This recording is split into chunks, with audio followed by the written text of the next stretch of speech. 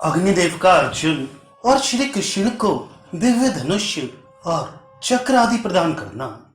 वैशंपायन जी कहते हैं, जन्मेजय, अर्जुन के ऐसा कहने पर धूम रूपी ध्वजा से सुशोभित होने वाले भगवान हुताशन ने दर्शन की इच्छा से लोकपाल वरुण का चिंतन किया। अदिति के पुत्र, जल के स्वामी और सदा जल में ही निवास करने वाले उन वरुण देव ने, अग्निदेव ने मेरा चिंतन किया है, ये जानकर तत्काल उन्हें दर्शन दिया। चौथे लोकपाल सनातन देव जलेश्वर वरुण का स्वागत सत्कार करके धूमकेतु अग्नि ने उनसे कहा, वरुण देव, राजा सोम ने आपको जो दिव्य धनुष और अक्षय तर्कस दिए हैं, वे दोनों मुझे शीघ्र दीजिए। साथ ही कपियुक्त ध्वजा से सुशोभित रथ भी प्रदान कीजिए। आज कुंती पुत्र अर्जुन गांडीव धनुष के द्वारा और भगवान वासुदेव चक्र के द्वारा मेरा महान कार्य सिद्ध करेंगे, अतः वह सब आज मुझे दे दीजिए। तब वरुण ने अग्निदेव से अभी देता हूं, ऐसा कहकर वह धनुषों में रत्न के समान गांडीव तथा बाणों से भरे हुए 2 अक्षय एवं बड़े तर्कस भी दिए। वह धनुष अद्भुत था, उसमें बड़ी शक्ति थी और वह यश एवं कीर्ति को बढ़ाने वाला था। किसी भी अस्त्र शस्त्र से वह टूट नहीं सकता था और दूसरे सब शस्त्रों को नष्ट कर डालने की शक्ति उसमें मौजूद थी। उसका आकार सभी आयुधों से बढ़कर था। शत्रुओं की सेना को विदीर्ण करने वाला वह एक ही धनुष दूसरे लाख धनुषों के बराबर था। वह अपने धारण करने वाले के राष्ट्र को बढ़ाने वाला एवं विचित्र था। अनेक प्रकार के रंगों से उसकी शोभा होती थी। वह चिकना और छिद्र से रहित था। देवताओं, दानवों और गंधर्वों ने अनंत वर्षों तक उसकी पूजा की थी। इसके सिवा वरुण ने दिव्य घोड़ों से जुता हुआ एक रथ भी प्रस्तुत किया, जिसकी ध्वजा पर श्रेष्ठ कपि विराजमान था। उसमें जुते हुए अश्वों का रंग चांदी के समान सफेद था। वे सभी घोड़े गंधर्व देश में उत्पन्न तथा सोने की मालाओं से विभूषित थे। उनकी कांति सफेद बादलों की सी जान पड़ती थी। वे वेग में मन और वायु की समानता करते थे।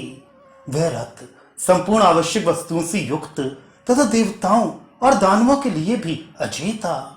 उससे तेजोमय किरणें चटकती थीं। उसके चलने पर सब ओर बड़े जोर की आवाज गूंज उठती थी। वह रथ सब प्रकार के रत्नों से जटित होने के कारण बड़ा मनोरम जान पड़ता था। संपूर्ण जगत के स्वामी प्रजापति विश्वकर्मा ने बड़ी भारी तपस्या के द्वारा उसका निर्माण किया था। उस सूर्य के समान तेजस्वी रथ का इस मिथ्यम रूप से वर्णन नहीं हो सकता था। पूर्व काल में शक्तिशाली सोम ने उसी रथ पर आरूढ़ हो दानवों पर विजय पाई थी। वह रथ नूतन मेघ के समान प्रतीत होता था और अपनी दिव्य शोभा से प्रज्वलित सा हो रहा था। इंद्रधनुष के समान कांति वाले श्री कृष्ण और अर्जुन उस श्रेष्ठ रथ के समीप गए। उस रथ का ध्वज दंड बड़ा सुंदर और स्वर्णमय था। उसके ऊपर सिंह और व्याघ्र के समान भयंकर आकृति वाला दिव्य वानर बैठा था। उस रथ के शिखर पर बैठा हुआ वह वानर ऐसा जान पड़ता था मानो शत्रुओं को भस्म कर डालना चाहता हो। उस ध्वजा में और भी नाना प्रकार के बड़े भयंकर प्राणी रहते थे, जिनकी आवाज सुनकर शत्रु सैनिकों के होश उड़ जाते थे। वह श्रेष्ठ रथ भांति भांति की पताकाओं से सुशोभित हो रहा था। अर्जुन ने कमर कस ली, कवच और तलवार बांध ली, दस्ताने पहन लिए तथा रथ की परिक्रमा और देवताओं को प्रणाम करके वे उस पर आरूढ़ हुए, ठीक वैसे ही जैसे कोई पुण्यात्मा विमान पर बैठता है। तदनंतर पूर्व काल में ब्रह्मा जी ने जिसका निर्माण किया था, उस दिव्य एवं श्रेष्ठ गांडीव धनुष को हाथ में लेकर अर्जुन बड़े प्रसन्न हुए।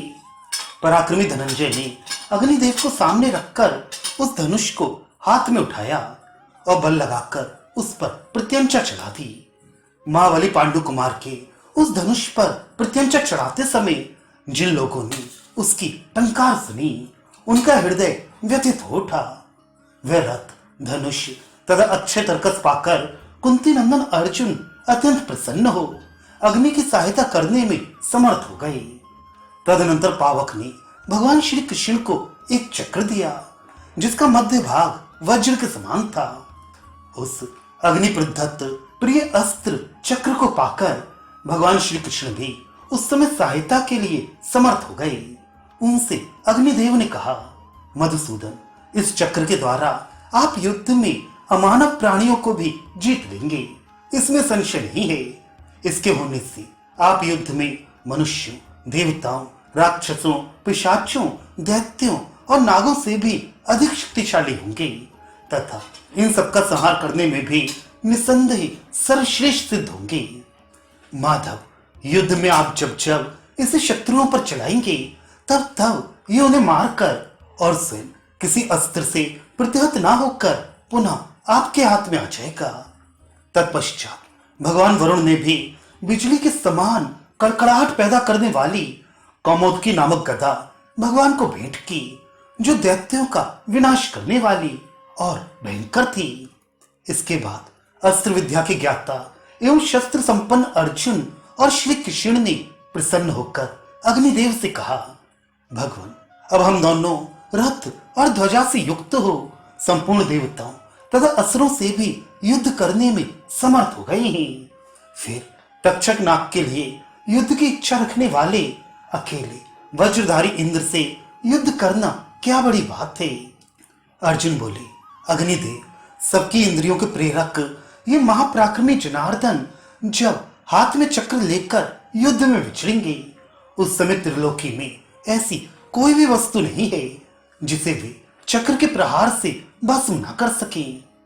पावक, मैं भी ये गांडीव धनुष और ये दोनों बड़े बड़े अक्षय तर्कस लेकर संपूर्ण लोकों को युद्ध में जीत लेने का उत्साह रखता हूं। महाप्रभु, अब आप इस संपूर्ण वन को चारों ओर से घेर कर आज ही इच्छानुसार जलाइए, हम आपकी सहायता के लिए तैयार हैं। वैशंपायन जी कहते हैं, जन्मेजय, श्री कृष्ण और अर्जुन के ऐसा कहने पर भगवान अग्नि ने तेजोमय रूप धारण करके खांडव वन को सब ओर से जलाना आरंभ कर दिया। 7 ज्वालामय जिह्वाओं वाले अग्निदेव खांडव वन को सब ओर से घेर कर महाप्रलय का सा दृश्य उपस्थित करते हुए जलाने लगे। भरत श्रेष्ठ उस वन को चारों ओर से अपने लपटों में लपेटकर और उसके भीतरी भाग में भी व्याप्त होकर अग्निदेव मेघ की गर्जना के समान गंभीर घोष करते हुए समस्त प्राणियों को कपारने लगे। भारत उस जलते हुए खांडव वन का स्वरूप ऐसा जान पड़ता था मानो सूर्य की किरणों से व्याप्त पर्वतराज मेरू का संपूर्ण कलेवर उद्दीप्त हो उठा हो।